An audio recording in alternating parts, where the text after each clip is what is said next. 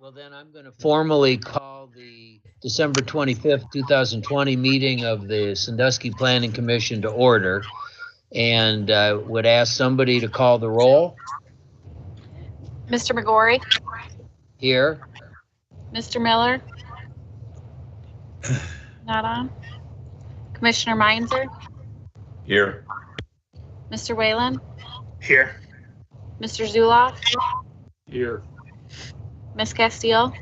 Here. And Mr. Jackson? Here.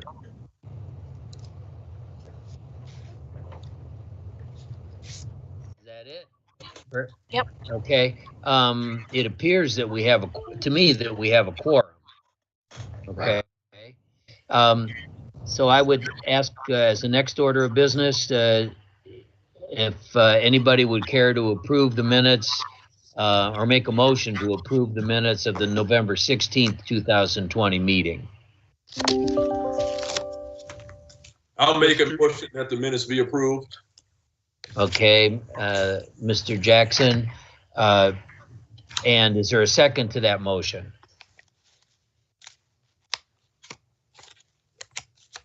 Second. Okay, it's been moved and seconded. Any discussion? Mr. Chairman, I had a Yeah. Question about the, I think, item 3 on the agenda last. There seems to be a motion and a second and no vote recorded in the minutes. Am I missing something? I read the minutes, but I'd have to go back and look.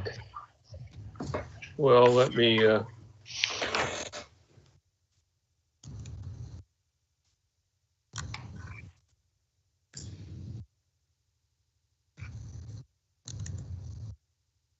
It says all voting members were present in favor of the motion to approve the previous minutes. Is that what you're talking about? no.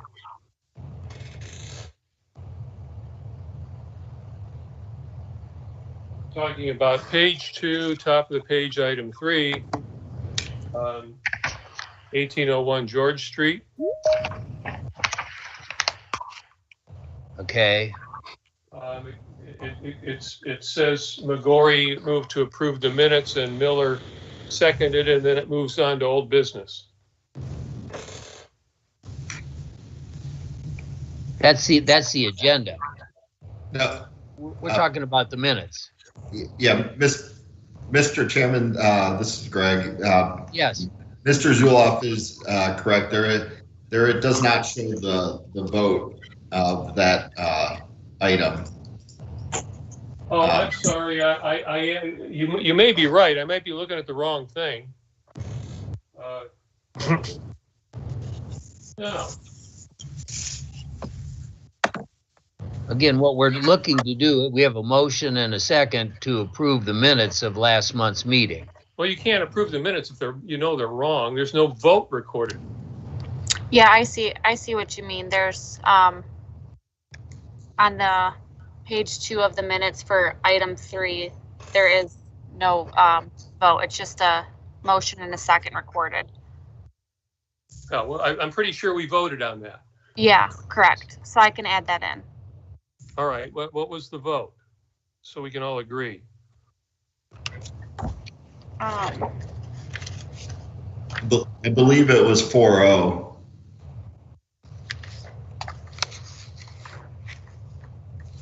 Well, you can always double check the tape, right? Yeah, I'd have to look back at my notes. So, Mr. Zuloff, I'm understanding that you're actually under discussion, making a motion to correct those minutes to reflect the actual vote from the recording. Well, yeah, I suppose we could have covered it before the motion, but Oh, it's under discussion. right. Yeah, I'm.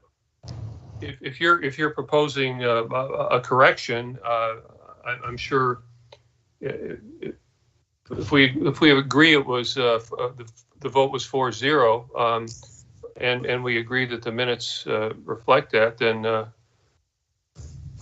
sure we could thus corrected. Okay. So can we amend the original motion and second to take into account Mr. Zulop's proposed correction? So moved. Okay.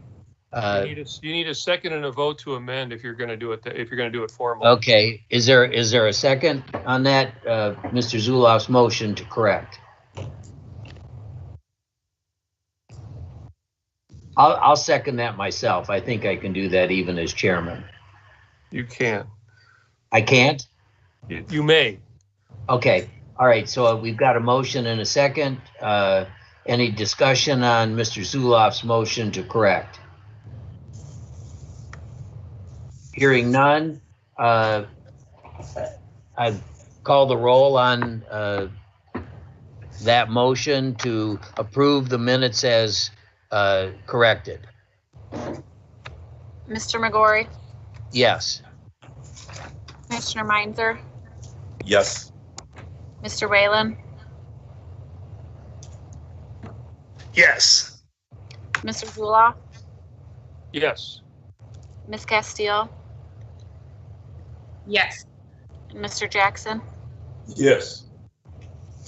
Okay, it's unanimous. So those minutes have been approved with the noted correction or revision.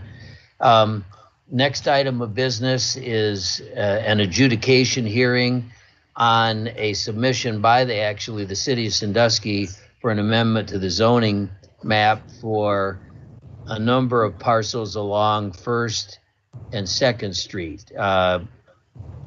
Mr. Volz, do I need to actually read into the record all the parcel numbers?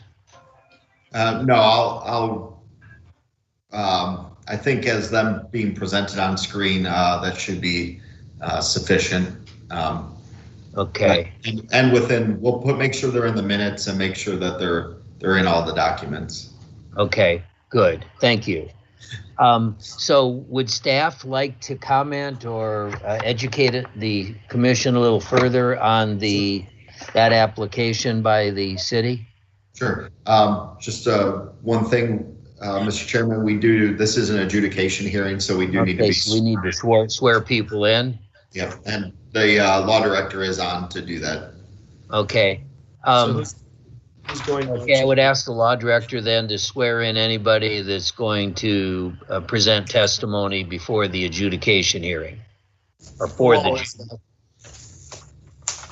Is it just Mr. Volz? I believe there may be others that speak to this, Mr. Rangel and Mr. Waldock, who are also on the line. Okay, so Mr. Volz, Mr. Rangel, and Mr. Waldock, do you all promise to tell the truth and nothing but the truth? I do. I do. Okay, you've all been sworn in. Feel free to proceed, Mr. Volz. All right, thank you. And so, as the chairman mentioned, these are for various parcels along First Street. The site may be familiar to the Planning Commission members. It is along First Street between Farwell and the Cedar Point dormitories, just south of Bimini Drive and Nantucket, and all north of 2nd Street. Planning commissioners may recall the applications from earlier this year regarding properties within this general area. We took those applications after they were tabled at the July Planning Commission and reviewed options, walked the neighborhood, and spoke to the residents. You also know that the Bicentennial Comp Plan outlines a number of priorities for the eastern neighborhoods. Some of the priorities related to the site are the creation of Sandusky Bay Pathway, the multi-use trail along First Street, the redevelopment of vacant land and infill to extend and stabilize the single-family neighborhoods, and target areas around First Street for residential stabilization and infill and mixed-use residential development. On the right of your screen, you'll see the proposed rezonings of the previous 2 applications. You'll see the 8 parcels that are within the city's proposed rezoning, and you also see the various parcels that are both within the proposed rezoning and fall with on the outside of the proposed rezoned area. Along with the items tabled during July 2020, Planning Commission may recall that in 2018 to 2019 that there were a few parcels in this area that were rezoned. We were asked to look further at that time, and we determined there is about 25% of the housing units on 1st and 2nd Street are owner occupied. We did have concerns of how commercial recreation zoning changes would impact residents in the neighborhood, just for the various reasons we've discussed. But understanding the goals set forth in this area by the city's comprehensive plan and the reasons previously stated in the staff report, we do believe that rezoning could satisfy the conditions. Staff believes the rezoning of these parcels between 1st and 2nd Street could create an opportunity for investment that could attract new infill development further south into the neighborhood. Commercial recreation also still permits single-family residential, so it doesn't mandate that it's a commercial use, and it permits transient rental. The one thing that, just to add on, is that when talking to neighbors and residents in this area, most of them were south of 2nd Street, and their concern was that as you have more commercial uses or storage uses within their neighborhood, that it just would not be a pleasant place to live. And you might start seeing just an infill of storage buildings, which they would like to keep their neighborhood feel. So in conclusion, staff recommends the approval of the proposed amendment to the zone map for the above reference parcels from R140 single family residential to commercial recreation. That's all I have. Thank you. Thank you, Mr. Volz. Would anyone else care to give testimony on the city's application?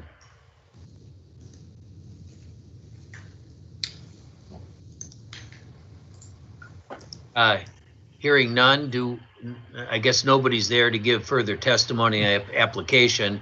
Do the commission members have questions for staff? I have a question. This is Jade Testfield speaking. I just wondered, as I was reading, I noticed that there was something that said towards the end that there were going to need to be precautions set into place to protect and limit certain uses that would be advantageous for the community. And I just wondered what those might be and how that might look. Would those limits be set in stone, or would there be some chance that they could be overlooked? Sure. Mr. Chairman, if I may. Yes. I do, just to speak to Ms. Castillo's question, we did explore a complete overlay type rezoning.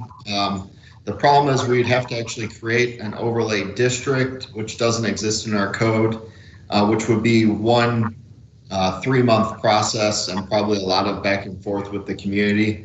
And then we'd also have to do a rezone of the actual area, which would be another 3-month process. And while it's all possible, we think it's better to hold off on this process till we actually see how this rezoning plays out.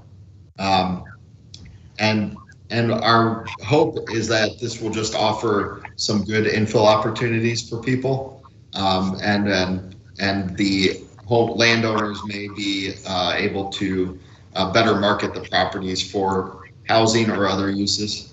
I forgot to mention, we did have 2 public comments that I have up on the screen right now, and I can read if you don't mind. Sure, Mr. Volz, proceed.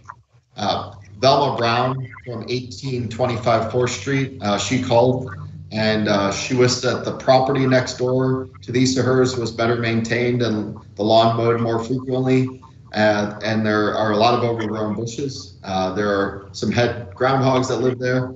Also wish the alley was better maintained. And there's also a tree in front of her house that needs to be checked out. I did I did let our Public Works Department know about that. The other comment we received is the owners of Lake Ridge Investment, Bay Boat Storage, and Sandusky Boat Storage, all properties just to the west of their requested zoning changes, we are in full support of the requests on First Street. We are not directly affected by the requests on Second or Third Street and have no objections to these requests. John Hody. I also saw that Mr. Rangel had his hand raised in the Teams app, so I don't know if he still needs to speak on anything as well. Mr. Hody, would you care? Oh, I'm sorry, Mr. Rangel, would you care to speak?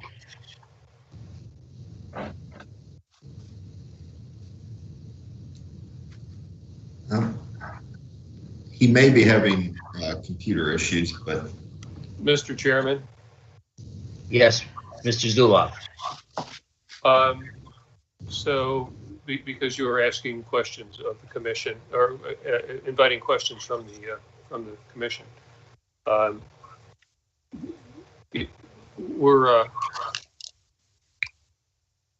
only option. We have several options, obviously. Mr. Volz explained why we had not yet gone to an overlay.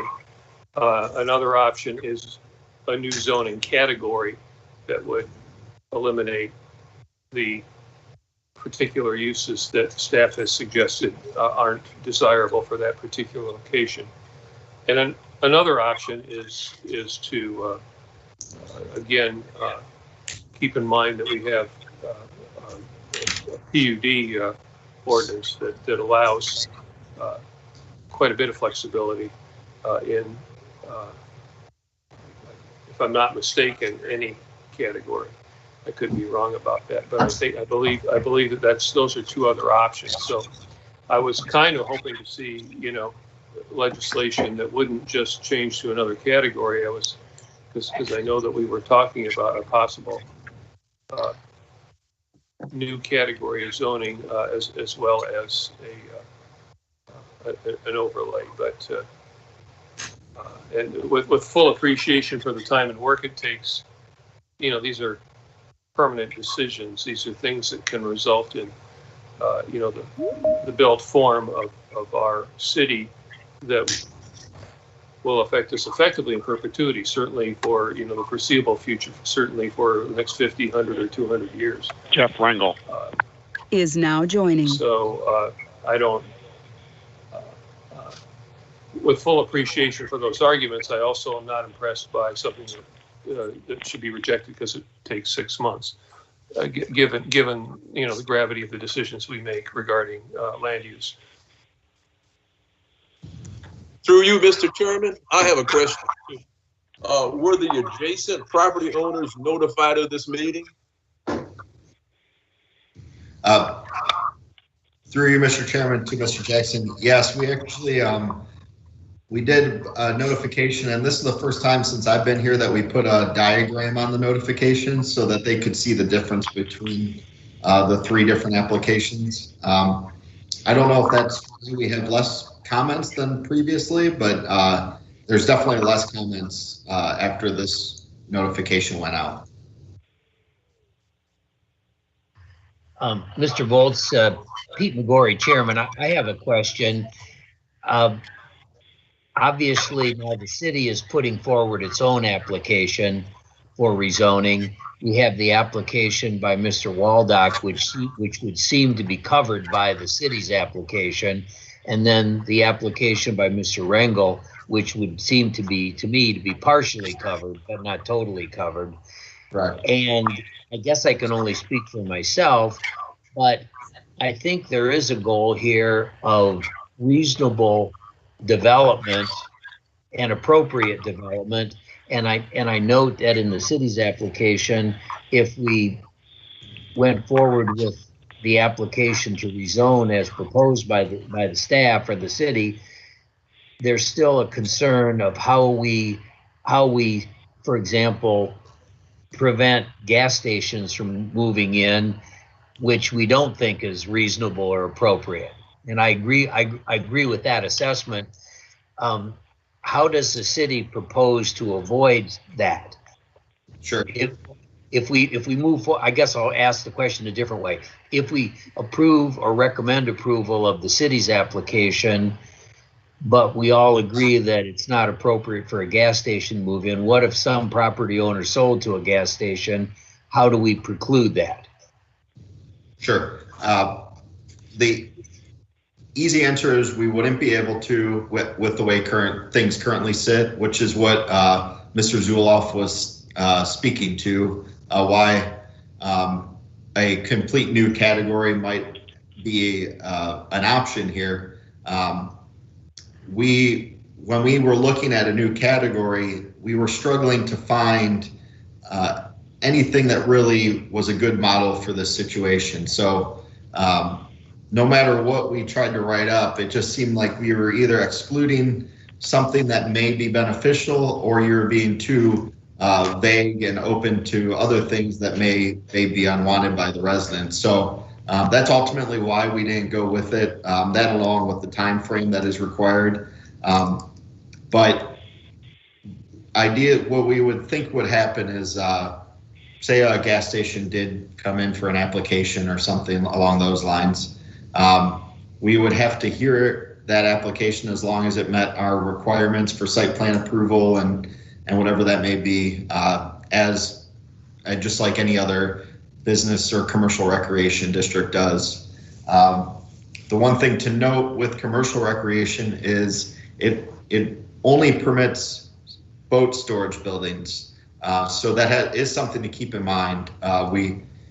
Just general storage is not a permitted use in this district. So that is one thing that I think we need to make note of as both staff and this application. But in terms of gas stations and those sorts of things, I really struggle to find a way to preclude those. That's all I'll say about that, but Mr. Rangel does have his hand raised, but still, and I think he's on the phone now, so he should be able to speak. Can you hear me now? And again, we're on the city's application at this point, not Mr. Rangel's. But Mr. Rangel, do you care to add anything to the current item of business? Well, originally, can you hear me? Yes, now we can. Okay, yeah, I was having some audio problems and I had to phone in, but I can see you on the computer screen. But I had a question which I think has been answered since then. The city's application only includes the northern side of 2nd Street, but not the southern side. Is that correct? Yes, that's correct, Mr. Volz. Okay. Yes. All right. Well, obviously, I'm opposed to just simply rezoning one side of the 2nd Street and not the other. Mr. Chairman, now may be appropriate time. I was actually going to ask if Greg or staff could comment specifically why they did leave off the south side of 2nd Street, because as I drove through and kind of looking over all of this, that seemed to make sense to maybe include, and probably would make all parties a little happier.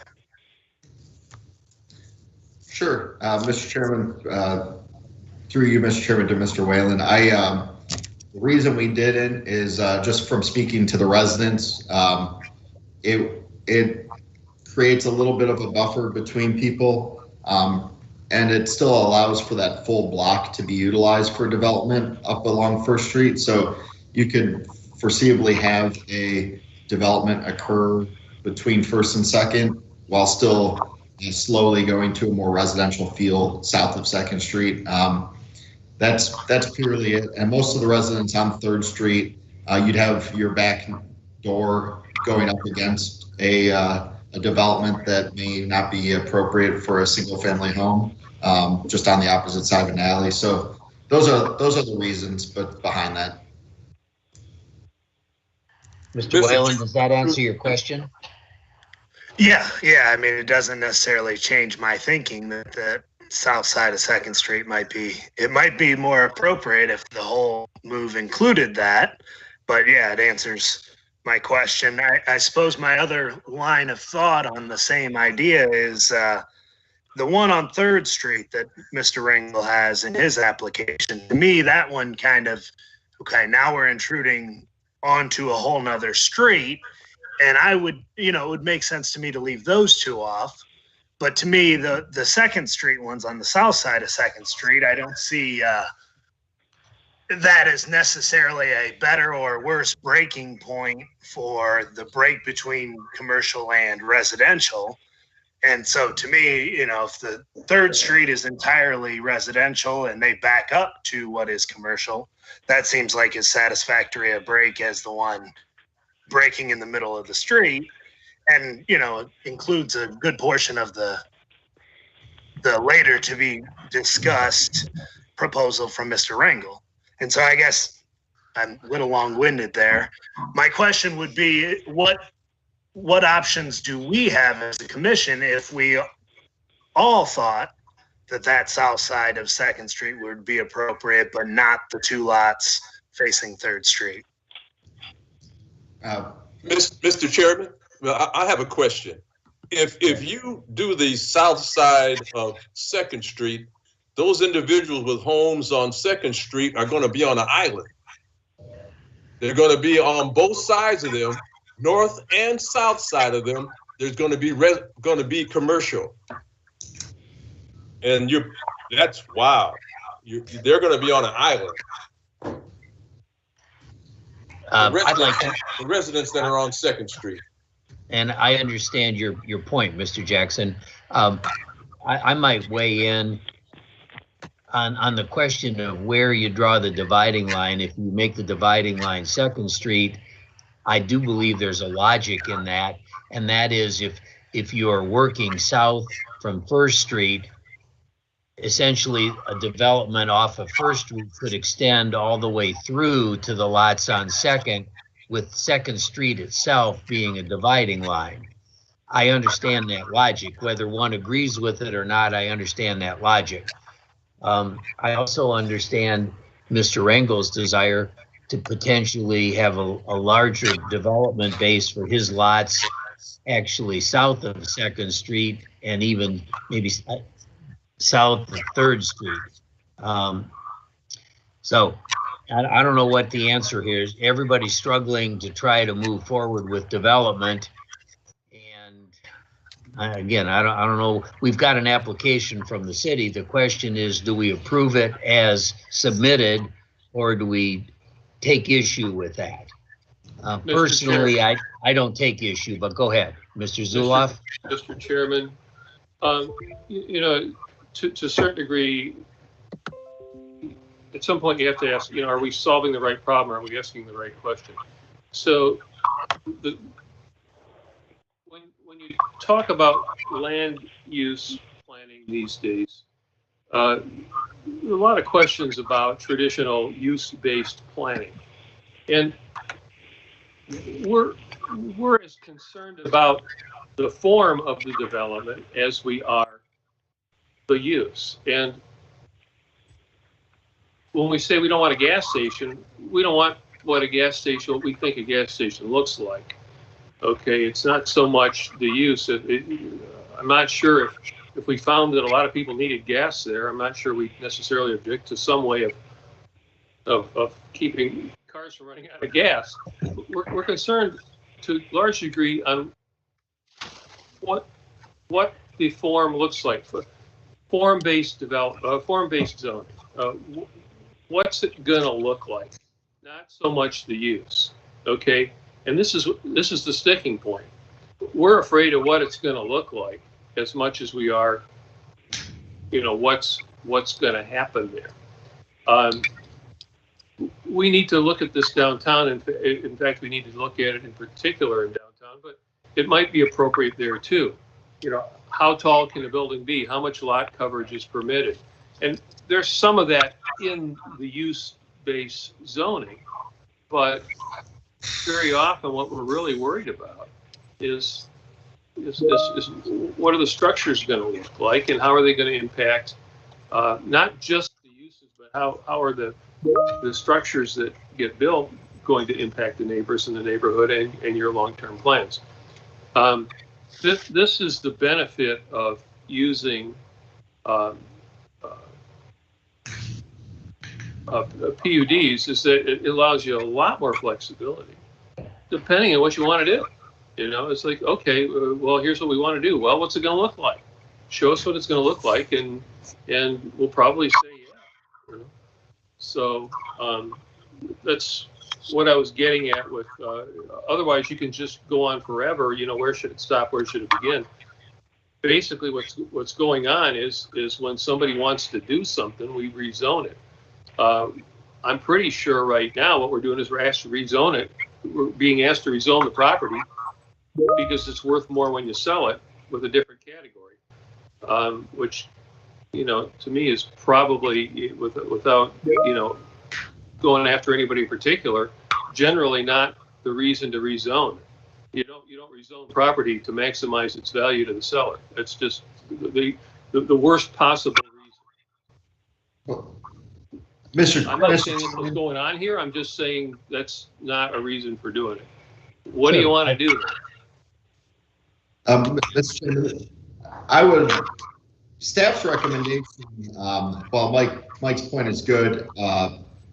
Two things that I've just thought of in regards to this is acknowledging that this neighborhood has been stagnant over the years. There hasn't been much new construction. Staff's recommendation is purely based on trying to trigger some construction along First Street and investment potential. Just from being able to open it up to more uses, especially the transient rental use, as well as some commercial type uses. Also, I forgot to mention one other thing with like gas stations and more really drive intensive uses. A prohibition on those types of things probably exists due to how difficult it would for ingress and egress at these sites, just because it's a single lane each way. So turning in and off of First Street would likely make this not the ideal place for a gas station or a drive-through type property, but it is something to be worried about. So I just want to add those two things before it goes further. So, as chairman, I'm seeing we have several alternatives to approve the city's or to recommend approval of the city's application, disapprove our recommendation of the city's application.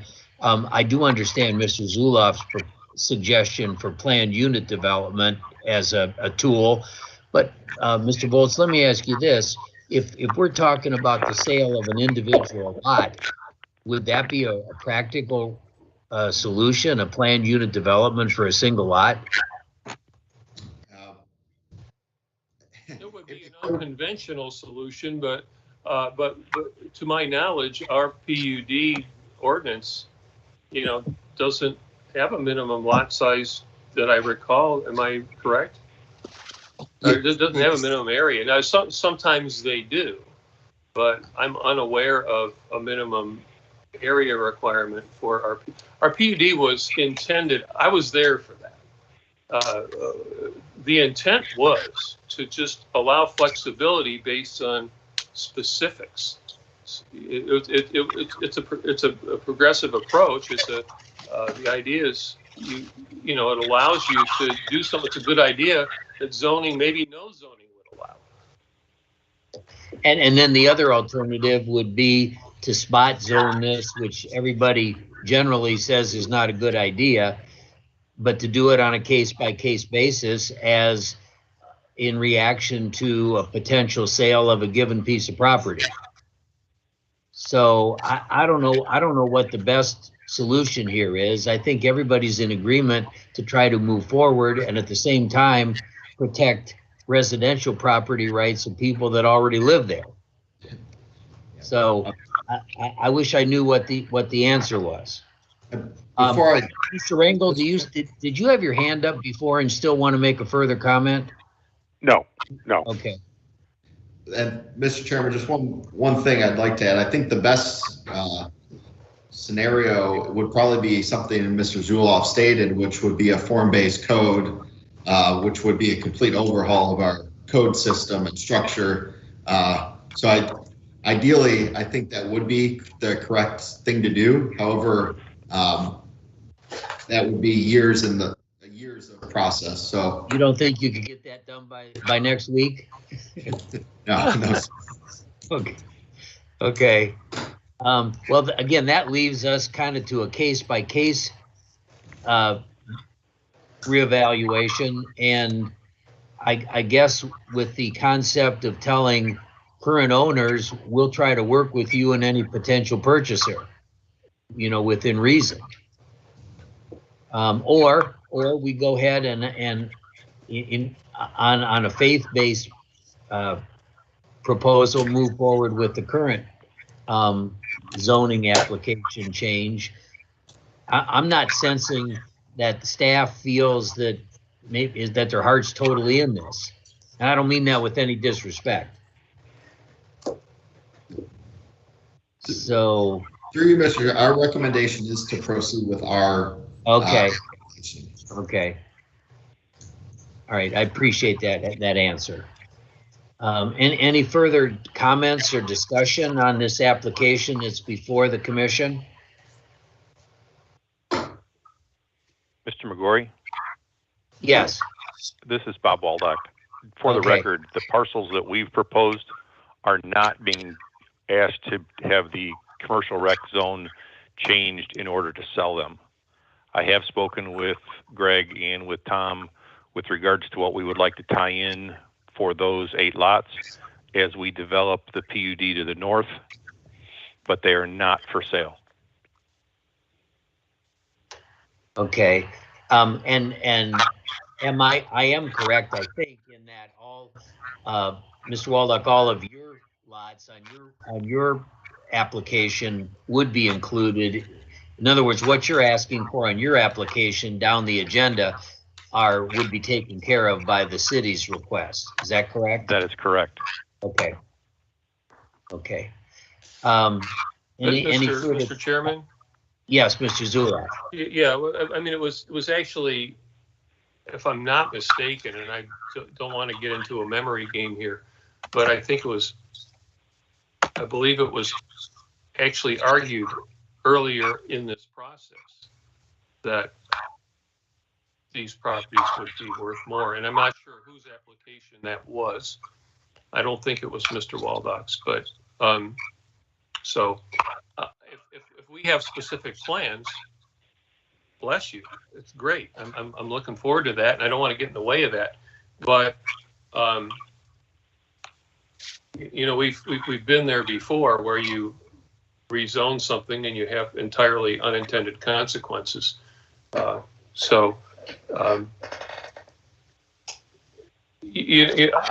know that the city has been bent over backwards at times to get stuff done when somebody has a specific request. And it may be that the planning department is, in negotiations with some sort of thing that we can't bring forward yet. And I don't know that, but anyway. So, I guess our alternatives are to move forward on the city's application, move forward positively, reject the city's application, or continue to try to leave this issue in limbo along First Street, going back to, say, Second Street or even further, and bring it up again if somebody has a specific proposal for a particular piece of property. Those are the alternatives that I see. Or I guess retable the whole matter and just let it sit for a while to gestate. Anybody see anything differently, or? Mr. Chairman? Yes, Mr. Meiser. Thank you, you too. That kind of goes along with my train of thought. I was thinking we go ahead with this proposed amendment north of 2nd Street. Protect the residential property to the south for the time being, if a developer comes forward and is looking at developing on the other side and maybe purchasing the residential lots that might be affected, we could address that at the appropriate time. But for now, just to get things moving, we just approved the amendment that the cities had to change commercial recreation from 2nd Street north. Okay. Go along with that. Anybody care to make a motion? Mr. Meinzer, are you making a motion to that effect? If we're done with discussion, I'll make a motion, yes. Mr. Chairman? Yes, Ms. Castillo. I support moving forward with the city's recommendations. However, I'm not completely confident in that because I really feel the need to have those limits so we know there aren't going to be gas stations built and things of that nature. And I just, maybe I'm misunderstanding, but I don't feel confident. To me, it seems like we're approving it and hoping that doesn't happen, but it still could. Am I correct in that? Are you asking that of staff? Correct. I'm sorry. Yeah, that's a question for staff. If we approve this is just there's really nothing that stops, say, a gas station from going up. That is correct. However, we do not believe this would be a ideal location for a gas station. So right, I understand. So it's not likely. Correct. But still possible. Just so I can understand completely what my vote means.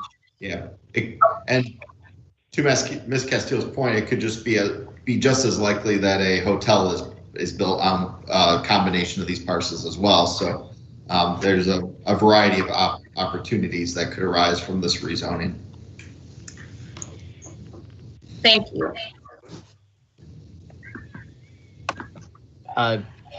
So were we at a point where Mr. Meinzer was prepared to make a motion? Sure. Yes. I'd like to make a motion that we go along with staff's recommendation for the approval of the amendment to the zoning map to change from single family residence to commercial recreation with these lots or these parcels that are in this application. Thank you, Mr. Meinzer. And Mr. Jackson, were you just about to make a second on that before the question came up? No, I was just agreeing with him saying that he didn't want it to go further south on 2nd Street. That was what I was saying, that's what would be my opinion too. that it wouldn't go south of 2nd Street. And that's that is part of the application for the city. Right. So we have a motion by Mr. Meinzer. Does anyone care to make a second to that motion?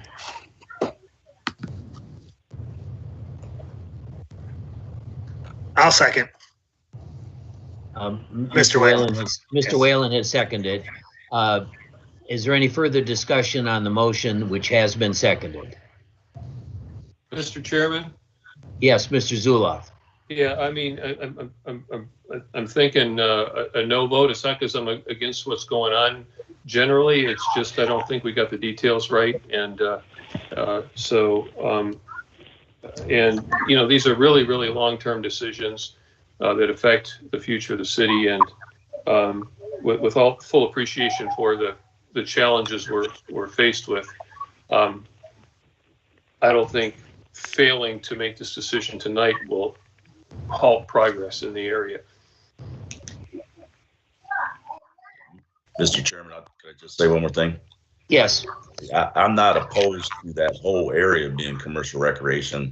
I just feel as long as the residents are there, we should protect them and leave a buffer so a 7-Eleven and a gas station and all the litter and all the nuisance that comes along with it doesn't impinge on their residents and be right in their front door or side yard. So if a proposed development came across and a fair market value for residential properties was proposed, I'd be all for it. But I think this just leaves an opportunity to put a buffer in there somewhere if something is proposed to protect their residents.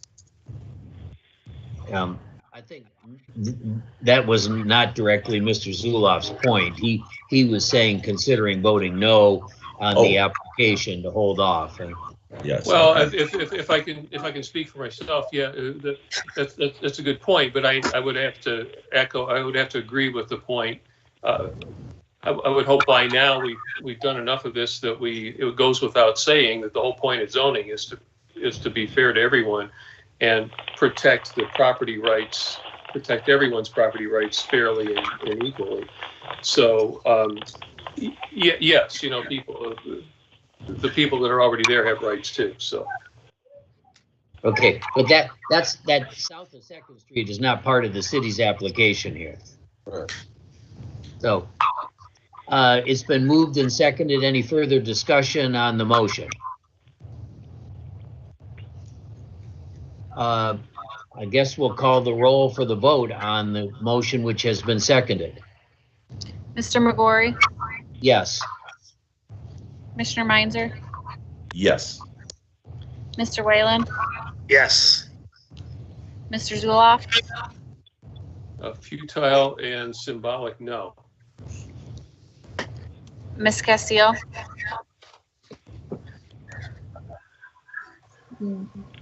Yes. I'm struggling with it, yes. okay. Mr. Jackson, Yes.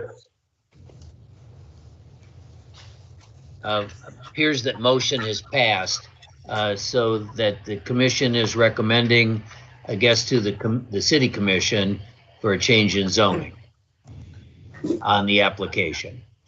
Okay. All right, moving on to the next item on the agenda. Mr. Waldock had submitted an application for an amendment to the zoning map, but I believe that's moot at this point based on the application from the city, which has been approved. Am I correct in that regard? Correct. I don't know if we need to formally deny this or not, but I believe we probably should, in my opinion. But Mr. Chairman, it might be cleaner and easier to simply table it pending withdrawal of the application. That's a good idea. Motion Okay. to table, Mr. Chairman. Is there a second to that motion? I'll second it. Okay, Mr. Jackson is seconded. Any discussion? All in favor on that motion to table? Aye. Aye. Aye. Aye. Aye. Any opposed? It's been moved, seconded, and it passed. So the item number 4 on the agenda, Mr. Waldock's application is tabled. Moving on to the next item on the agenda. This is an application submitted by Mr. D. Jeffrey Rangel on behalf of RLR Properties for a number of parcels along 2nd and 3rd Street, some of which have been included in the city's application. Would it be, Mr. Chairman? I don't know if we, go ahead, Mr. Zuloff.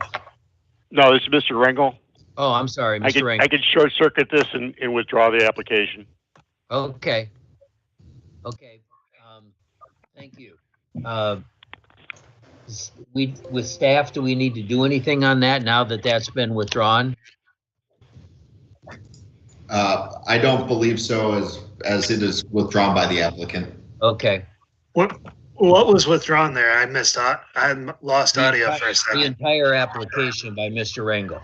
Mr. Rangel's application was withdrawn. Yeah, he just Okay. withdrew it. Now, some of those lots were included in the approval of the city's application, but some were not. In other Gotcha. words, south of 2nd Street was not included, but Mr. Rangel just withdrew the application for those lots. Okay. Well, that makes it easy. Yeah. Okay, any question on any of that from the commission? Okay, moving on to the next item of business, which is new business. Greg Schmidt, on behalf of the Erie County Combined General Health District Board of Health, has submitted a site plan application new building addition and additional parking area at 420 Superior Street. Exiting. Perhaps the staff could educate us a little Is further now exiting. on that application. Sure. Thank you, Mr. Chairman. I hope most of you are familiar with the site. Is along Superior Street, just south of the Sandusky Bay. Currently, it sits on a few parcels and actually encroaches into some right-of-way of Jefferson Street and Carroll Street. It is zoned mostly public facilities, with a couple of the expanded site will encroach onto some two-family residential zoning districts. This is for a new building to house some expanded services, conference and office space. The surrounding parcels, as mentioned, are public facilities as well, with some general manufacturing where the marina is and two-family residential housing. The site plan does meet requirements for parking and aisle widths. The drawings show 18-foot stalls. We spoke with the applicant and they stated they will be 19 feet to comply with the code, and the aisle widths will be less than shown in the drawings in your packet to allow for that to occur, but they still meet the required widths. Staff did have general comments about circulation through the site. We asked the applicant to explore switching the entry and exit aisles so that traffic wouldn't have to exit across the northbound travel lane. The applicant said they were comfortable with the site plan circulation as shown. The applicant is proposing to expand its parking onto parcels to the south and more city right-of-way. The right-of-way improvements are at the risk of the applicant. However, Public Works staff has no issues of this usage at the time. The applicant has submitted an application for a conditional use permit to utilize the rezone, the property zone two-family residential. This will actually be heard at the January meeting. We had an issue getting the notices out in time for this meeting, which we apologize to the applicant for. We do not see issues with recommending approval of that application. However, just due to the existing site and the improvements that are to be made. Planning staff does recommend or request that the applicant provides a detailed landscaping plan for the island showing 2-inch caliber trees to be planted and the rest of the plantings. There does not appear to be any new exterior lighting. An exciting part of this development is that staff and planning and public works have been talking to the health department for the past year about the Sandusky Bay pathway and its potential relation to the health department. The applicant did show the pathway on an early version of the site plan shown to the right. However, this alignment is not completely on health department controlled property. The pathway will offer another way for local residents to gain vital medical care without using a vehicle. Multimodal transportation options ultimately lead to a healthier population. The creation of the Sandusky Bay pathway and other safe multimodal infrastructure align well with the health department's mission. Staff is hopeful that once construction of the pathway occurs, the pedestrian accessibility to the site is increased by adding a pedestrian crossing area. Staff would also like to make note that as of right now, there doesn't appear to be bicycle parking on site. So in conclusion, planning staff recommends approval of the proposed site plan for 420 Superior Street with the following condition. The applicant provides for staff approval a revised landscaping plan that shows types and locations of plantings, as well as types, locations, specifications, and examples of fencing to be installed, if any is to be installed at all. I know the applicant is on the line if they'd like to add anything else, but that's all that staff has. Thank you, Mr. Volz. Would the applicant care to speak on this application? This is Greg Schmidt with Fuller Schmidt Design Group. Everything that Mr. Volz had mentioned. The only thing with site lighting is there are site lighting it's wall packs that are on the building that will light up the front sidewalk of the new addition. But the existing parking lot, all that lighting is already existing. So there's no change in that. Mr. Chairman? Yes, Mr. Zuloff. Most of the wall packs I've seen are not cut off or much less fully shielded, but they do exist. I think we've got to, we've had examples where we conditioned this stuff that we have dark sky friendly stuff that we and then it didn't happen that way. I think we have to make sure that we insist on it, and that we and I haven't seen that detail, so I think we need to make sure that condition is made and adhered to. Also, we still, being a smaller city, we're still treating transportation other than automobile, like foot traffic and bicycles and et al., as an afterthought, if at all. And I can tell you that I'm aware of an instance when someone needed a COVID test, went to the health department, and everything ground to a halt because he wasn't arriving in a car. They had no idea. They had to get back to him and figure out how they were going to deal with it. So in other words, you know, it's such an afterthought, and people who walk or use bicycles are so ignored that they couldn't even figure out how to give him a COVID test if he didn't arrive in a car. So it's kind of funny and kind of sad at the same time. And this is not an attack on the health department or anybody else. It's just let's stop doing that. Let's start making sure that we make things other than privately owned automobiles a consideration as we make our plans. Thank you, Mr. Zuloff. Any other comments? Mr. Chairman. Mr. Meitzer? Yes, Mike. I just wanted to be clear on, I know it's zoned appropriately and I have no objection to the plans, the proposal, but I'm very interested in the public access and the pathway along the waterfront for the public. How does that tie into this, Mr. Bolts? Sure. It really, through you, Mr. Chairman, to Commissioner Meinzer, it truly does not tie in specifically to this application. However, early on in this process, we did ask to make the architect, Mr. Schmid, to make sure that future pathway construction is going to be able to basically work with this design. So the design works with future pathway construction in mind. When it crosses Superior Street to the west, it will actually either go north to the waterfront on the west side of Superior Street, as that has more room and more right-of-way to work with, or it would go straight across the county property to the west of Superior Street. So there isn't room to make the pathway go north of the actual health department, but the goal is to get it north of the building to the west of this site. Mr. Chairman. Mr. Zuloff.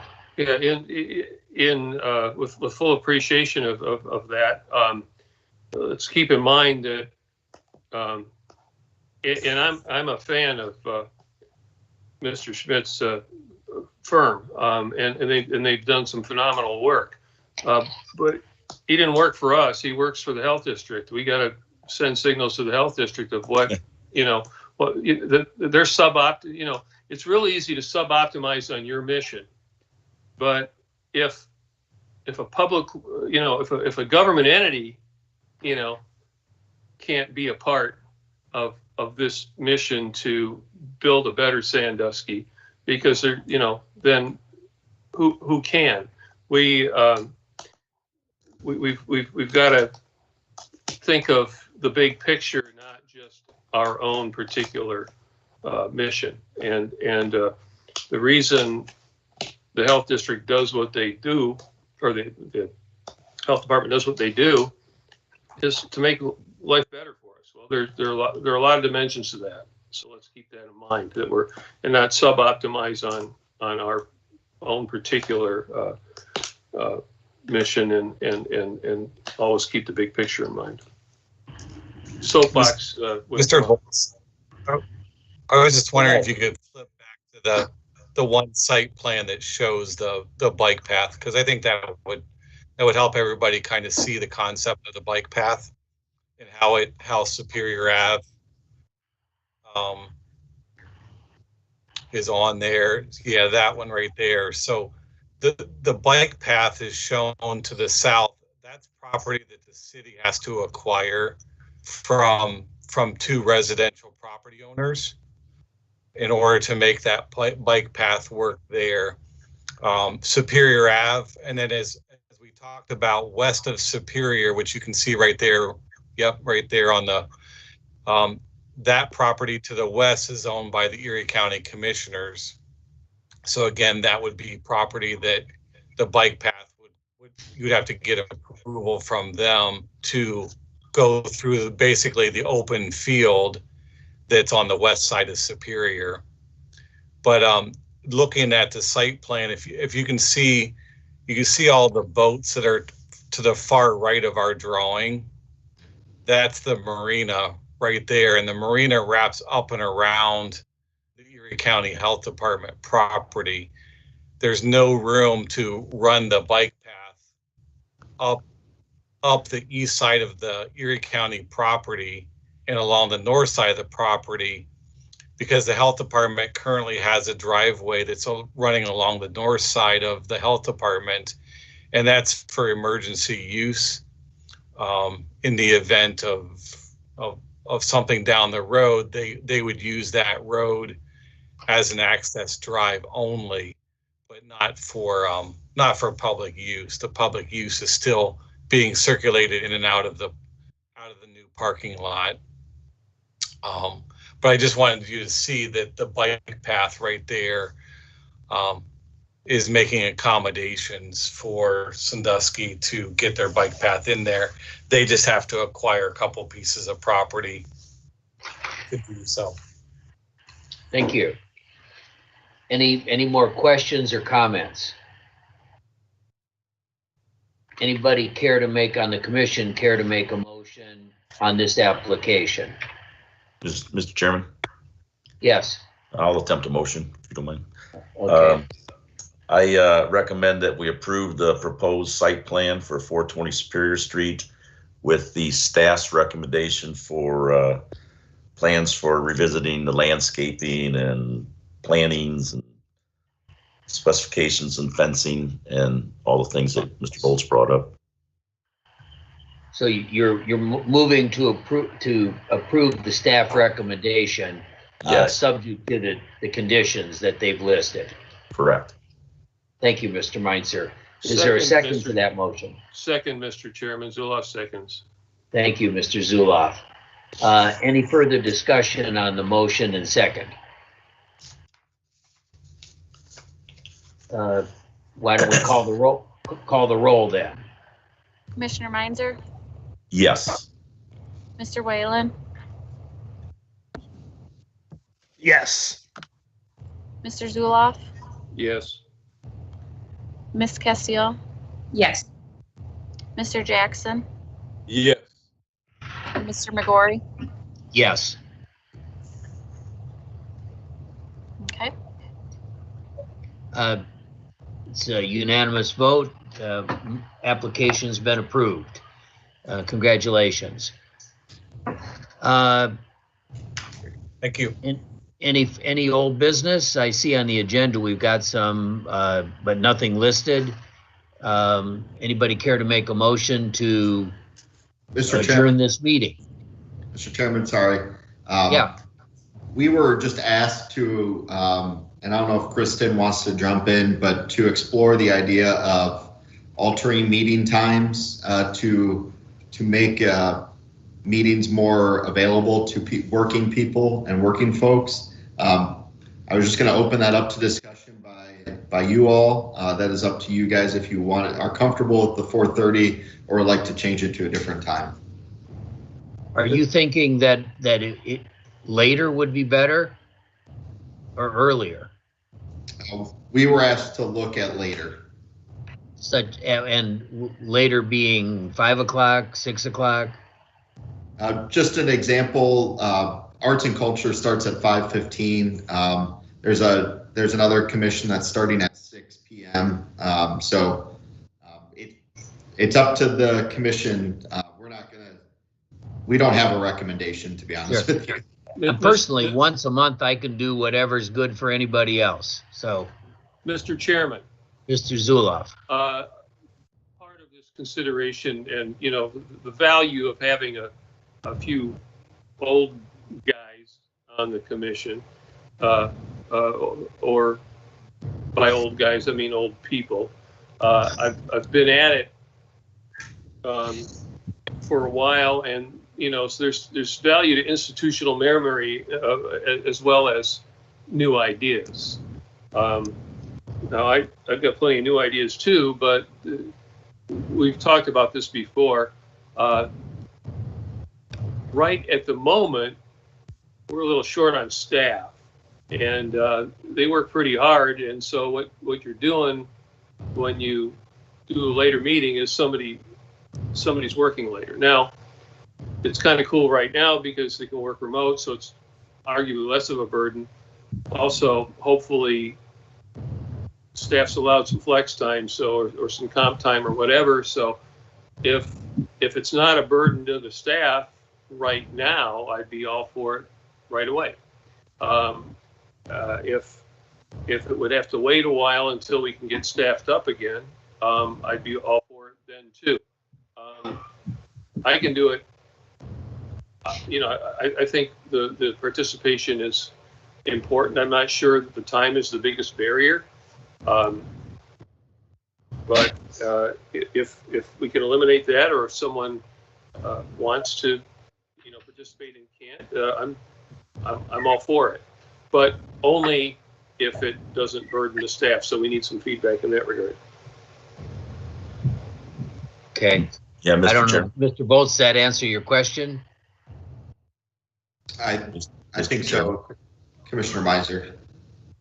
Yeah, I kind of agree with Mike. I know, like Kristen, family, and I wouldn't want to make it too late. I'd like to see them get home for dinner time at a certain time. But I have to admit, I missed a couple meetings when I was working some construction jobs and just couldn't get out and get home actually cleaned up in time to make the meeting. So 5 o'clock.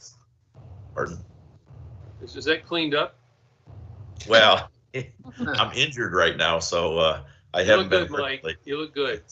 I injured my eye, but it is if you do get some people that are working other jobs outside of the city, it's difficult to make 4:30. But 5 o'clock, staff does have to stay a little over, but I wouldn't want to keep them till 6 for sure. That's just my input. Okay. Well, again, I'm good on what anybody else wants. So. Let's ask Kristen. Well, don't leave it up to me, but you have a baby, don't you? I do, but that's okay. Don't leave it up to me. It's your guys' decision. Are you looking for a decision today? No, we can. You guys can sit on it. We could make a decision at January's meeting. Let's do that. We'll propose something at January's meeting and could decide for the rest of the year if we're going to stick to that.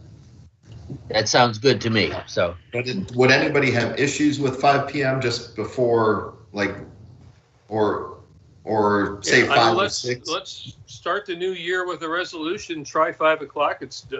It's easy to change. I'm good with. I have no problem with that. I don't think we need to have a vote or anything for that. So if we want to start trying 5 o'clock in January, we could do that. Yeah. I support moving it back just a little bit longer. I struggled with meetings and just community involvement in general, being that I have 3 kids to get home from daycare and school and work and get home. And so I agree that I wouldn't want staff to have to stay much later because they have families as well. But again, I do think it would help boost maybe some of the participation if we weren't right at that kind of transition time. Sure. Ms. Castillo, I wasn't sure whether you're saying go further and make it 5:30 or if you're speaking in favor of 5 o'clock. I would support 5 o'clock to start. I think that's like you said, a good happy medium there. Okay. Once a month, I can do 5 too. Okay. I'm not opposed to 5:30 either, but just if we're being considerate of all people, then I think 5 o'clock is a good middle ground. Okay. Well, for the record, I'd be happy with 5:30 too, but 5 o'clock's fine with me. I'm going to make a motion. We leave it up to staff. There you go. Mr. Chairman, Yes. it might be more appropriate to set a quitting time. Yeah. So, 5:15. yeah, there you go. All right. Anybody care to make a motion to adjourn this? Sorry, I got one more thing. Sorry, this will be a quick one. Okay, go ahead. We're exploring a training to share with all of you, and we're trying to figure out the best way to do it. It's through Planetizen. It's a website that has a lot of information for planners and planning commissioners, but they have a new planning commission training that's ran through Michigan State University. So I believe you probably have to pay for the ability to do it, but they have a few courses. It would probably take a few days to complete, but you could see it on your screen right now. Introduction to planning, what is a comp plan, all of that, and you do get a certificate at the end of it. So we're exploring if best way to utilize this, and we think it's a really good program. I've done a few of their courses, so I just want to let you know that will be coming down the pike. Is that something that we would take online individually or all at one time, or?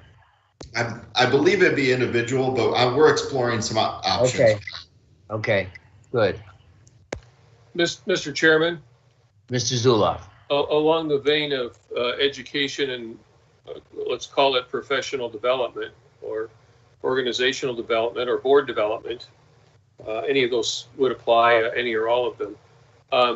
We, years ago now, through several discussions and I think by way of an actual motion and a resolution, essentially had agreed that the Planning Commission was going to join the American Planning Association. There's a special membership rate for planning departments. It's absurdly cheap, much cheaper than individual membership, specifically for planning commissions.